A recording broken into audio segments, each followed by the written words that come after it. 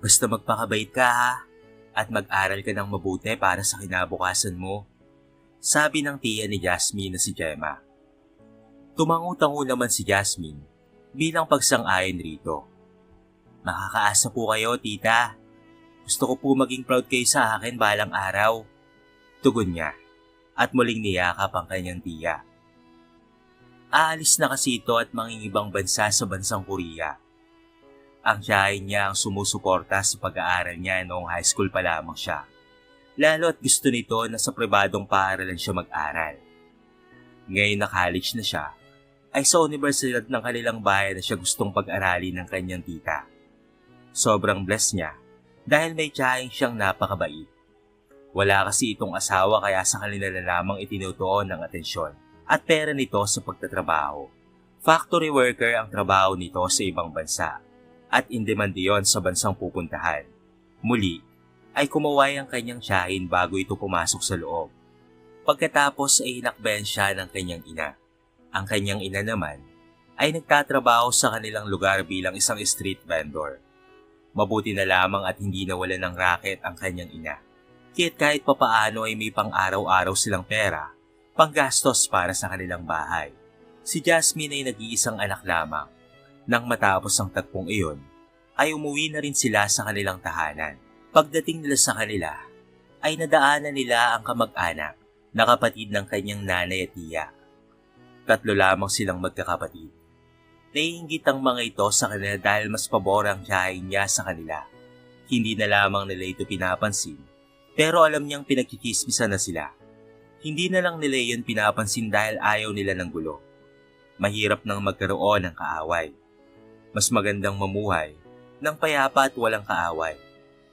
Nang matapat sila sa mga ito, nagparinig ang isa sa mga iyon. Ayan na naman ang mga mukhang pera at umaasa lamang sa limos ng ibang tao. Parinig ng kanyang tiyahin. Naiyokom na lamang niya ang kanyang kamao dahil sa kanyang sobrang galit. May mga tao pa man din na nakakarinig. Humarap ang kanyang ina sa kapatid nito. Neng, hindi kami mukhang pera. Ang binibigay ng ate ay para kay Jasmine, para sa pag-aaral niya. Nagbibigay naman siya sa inyo, hindi ba? At hindi yun limos. Pagkukusa yun. Lahat ng iyon ay ibabalik namin kay ate kapag kami ay nakaluwag-luwag na sa buhay. Sabi ng kanyang ina. Magkapatid sila, pero hindi sila magkasundo. Dahil sa ginagawang pagtulong ng tiya Gemma niya, ay naiinggit ang mga ito sa kanila. Walang nais na mangyalam sa kanila dahil matabilang dila ng kanyang tita Neng. Wala itong kinakatakutan. Kailan mo pa yun may babalik? Kung sa bagay, ikaw ang paboritong kapatid, kahit ikaw ang mas pinapaboran. Sigaw nito at umalis na sa kanyang harapan. Bumuntong hininga na lamang ang kanyang ama habang hinahagod-hagod ang likod ng kanyang asawa. Nang makarating sa bahay, ay humiga sa kama si Jasmine. Kailangan niyang gumawa ng paraan para hindi sila palaging umaasa sa kanyang tiyahin. Kung kinakailangan na magtrabaho, ay gagawin niya ang bagay na iyon. Nang makapag-enroll siya sa isang universidad, kaagad siyang umuwi ng bahay. Isang buwan lang nakakalipas nang umalis ang kanyang tiyahin. Pagkarating roon ay nakita niya ang kanyang ina na naglilinis ng bakuran. Napakunot noon na lamang siya. Ang dami namang kalat sa paligid. Agad niya itong nilapitan. Nay, tawag niya rito at lumapit sa kanyang ina.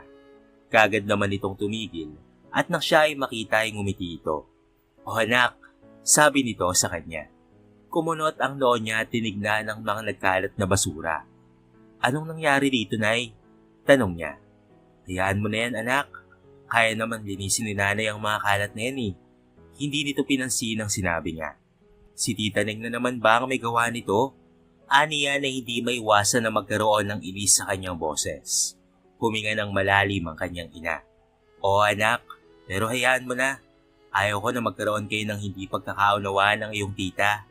Nang marinig iyon, ay hindi niya mapigilang maiyokom ang kanyang kamao.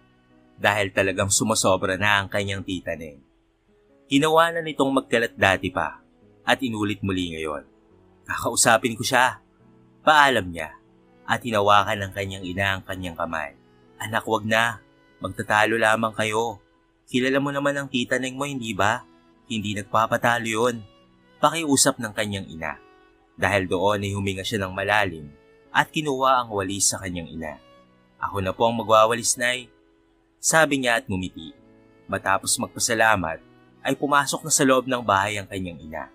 Siya naman ay tinapos na ang ginagawa nito. Nang matapos maglinis, pumasok na siya sa bahay, saka nagtungo sa kwarto. Saktong pagpasok niya, ay tumawag ang kanyang tita Gemma. Sinagot niya naman ang tawag niyon. Tita, napatawag po kayo. Tanong niya rito. Sama bang kamustahin ko ang paborito kong pamangkin? Kunwari biro nito na ikinatawa naman niya. Kinamusta niya ang kanyang tiyahin at nag-usap pa ng ilang mga bagay patungkol na rin sa kanyang enrollment. Nagpadala na ako ng pera. Kunin mo na lang mamaya o bukas ha. Isasend ko sa iyo ang reference number. Saad nito. Matapos magpasalamat, ay nagpaalam na rin sila.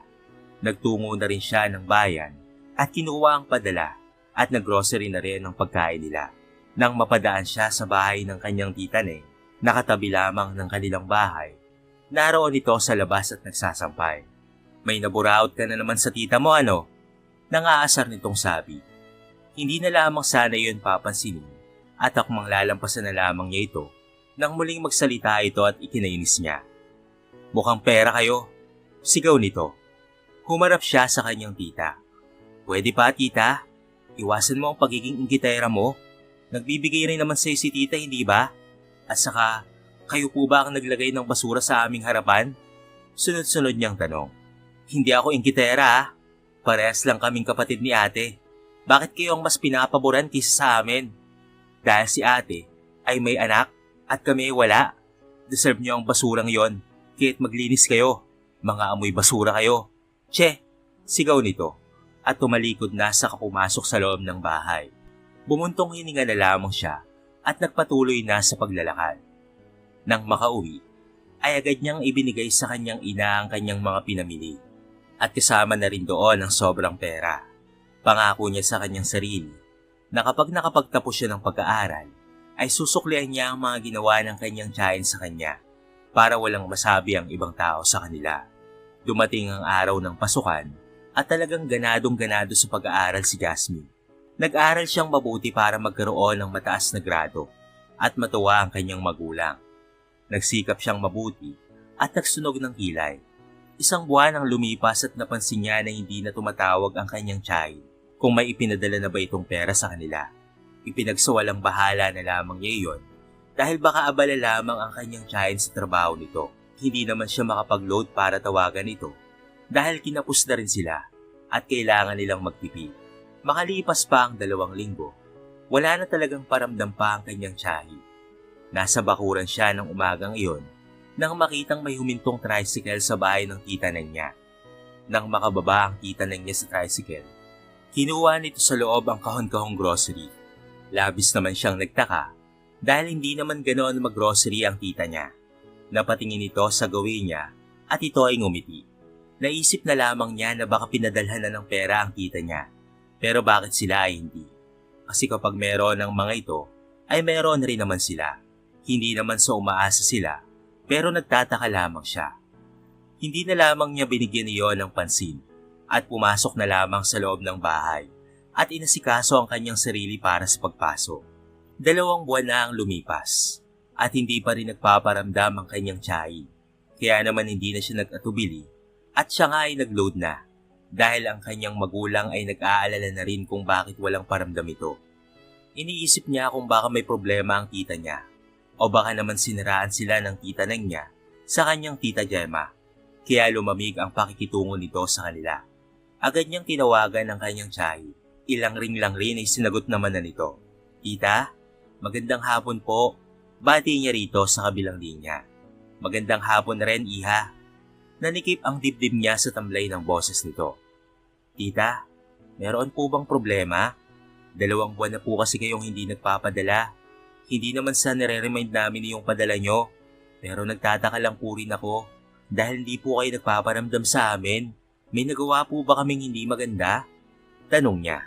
Nilulustay nyo raw ang pera ko sa hindi magandang paraan, sabi ni Ate Neng. Bakit? Dahil malaki ang naipapadala ko sa inyo? Hindi nyo ba alam kung gaano kahirap ang kumita ng pera rito? Naiinis nitong sabi. Tita, bago pa man siya nakapagsalita, ay pinatay na nito ang tawag. Napatingin na lamang siya sa cellphone at napaupo sa kama.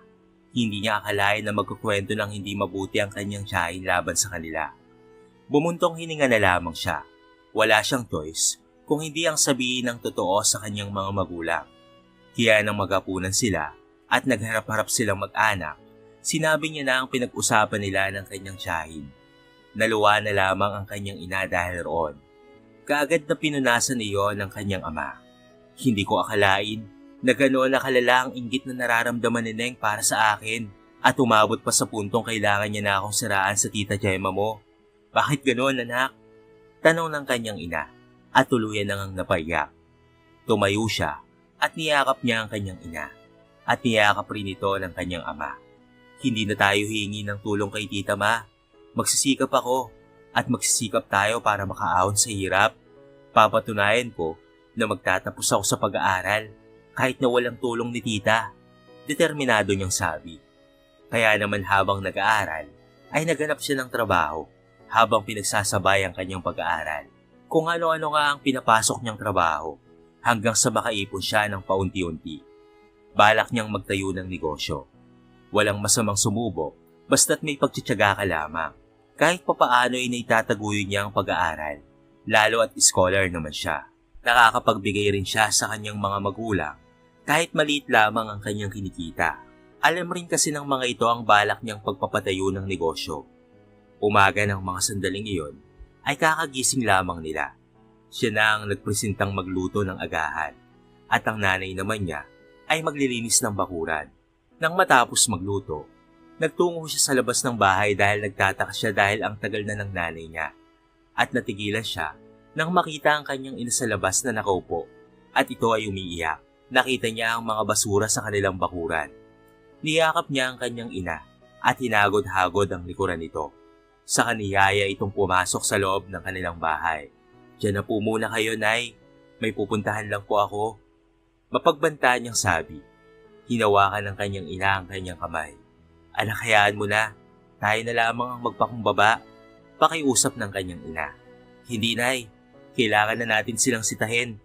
Hindi ako papayag na ginaganito ka lang nila. Sabi niya at lumabas na ng bahay. Umiiyak ang kanyang ina na labis naman niyang ikinabahala. Nilapitan niya ito at hinawakan ng kamay ng kanyang pinakamamahal na ina. Hayaan mo na, anak. Ayaw kong magkaroon ng kaaway ka. Sabi nito.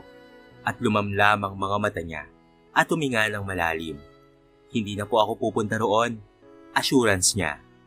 Nang gabing iyon ay binuksan niya ang alkansya niya. Nagkakahalaga iyon ng 5,000 piso. Nag-iisip siya ng paraan kung paano gagawing business ang 5,000 hanggang sa may naisip na nga siya. Kinabukasan nang nasa paaralan na siya, nagtungo siya sa mga classroom at nagpa-take ng order para sa rice in box na business niya. Hanggang sa nakapag-canvas na nga siya ng 50 katao. Kaya't nagluto na siya kinaumagahan at papasuyo na lamang niya sa kanyang ina na ihatid na lamang. Tutal ay malapit lang naman sa bahay ang universidad. Nang matapos ay umalis na nga siya ng bahay at naglakad patungo sa universidad. Nasa labas naman ang kanyang tiyahin at ito ay nakangisi. Ano, wala na kayong pera no? Tatawa-tawang sabi ng kanyang tita. Huminto siya at hinarap ito. Bakit kailangan nyo kaming siraan kay tita? Kahit hindi naman yun totoo. At yung ginagawa nyo na pagtatapon ng basura sa tapat ng aming bahay, hindi ata maganda yun, tita. Seryoso niyang sabi. At bakit ganyan ka magsalita ha? Naiinis nitong sigaw. Tita, iyo na ang ipinapadala ni Tita Gemma. Wala na kaming pakialam doon. Aniya at umalis na sa harapan nito. Dahil baka kung ano pa ang masabi niya rito, napagsisihan niya lamang sa bandang huli. Siya ang nakakaintindi, kaya siya na lamang ang nag-adjust.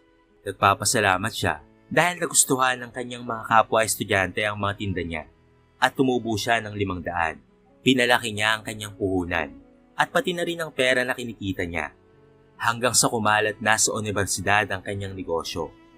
Nagpatayo siya ng stall sa labas ng universidad at ang kanyang ina ang pinagbantay niya at pinagluluto.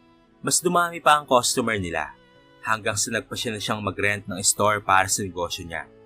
Hanggang sa naging trend iyon at nagkaroon pa ng branch sa iba't ibang lugar. Sobrang nagulat ang kanyang tita Neng nang makita na pinaparenovate na niya ang kanilang bahay. Kahit papaano ay nakakaraos na sila sa kanilang pang-araw-araw na pangangailangan. Hindi nagtagal ay mas lumawak pa ang kanilang negosyo na pinangalanan niyang Gas in a Box. Nagkaroon ng iba't ibang branch ang Gas in a Box at nalaman niyon ng tita niya. Kaya tumawag ito sa kanila. Balita ko ay successful ka na, iha. Tanong ng kanyang tiyahin. Napangiti siya dahil hindi niya akalain na sa loob ng 3 taon ay malayo na ang narating ng kanyang munting negosyo. Hindi man ganun kalayo, pero malayo na at alam niyang konting pagsisikap pa ay makakamit na niya ang rurok ng tagumpay. Oo tita, nagpapasalamat po ako dahil inihinto niya na po ang pagpapadala sa amin. Dahil kung hindi ako magsisikap na mag-ipon at magtayo ng negosyo para sa pamilya ko. Proud niyang sabi. Proud na proud ako sa iyo, iha. Emosyonal nitong sabi. Nang mga sandaling iyon, ay may napagtanto si Jasmine. Kailangan nilang tumayo sa sarili nilang mga paa at hindi umasa sa iba. Dahil kapag iyon ang nakagawian, masasanay ka na lamang ng ganoon. Humingi ng tawad ang kanyang tita na pinatawad naman niya. Sino ba naman kasi siya para hindi magpatawad? Lahat ng tao ay nagkakamali at isa na ron ang kanyang tiyahin.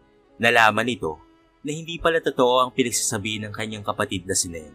Mula noon ay hindi na rin siya nagpadala sa mga ito. Sising-sisi at hiyang-hiya naman ang kanyang tita Neng sa mga nasabi at pinagagagawa sa kanila nito noon. Ganon pa man, ay pinatawad pa rin nila ito.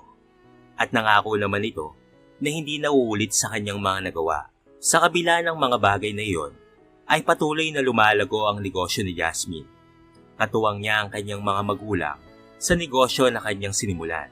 Lumipas pa ang 1 taon, ay nakapagtapos na nga siya ng pag-aaral.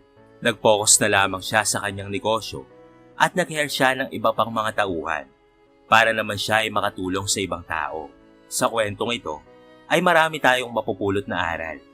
Isa na nga dito ay i-take nating positibo ang mga pangit na nangyayari sa ating buhay. Dahil baka sakali, ito pa ang makatulong sa atin para umangat at umasenso upang maabot ang ating mga pinapangarap.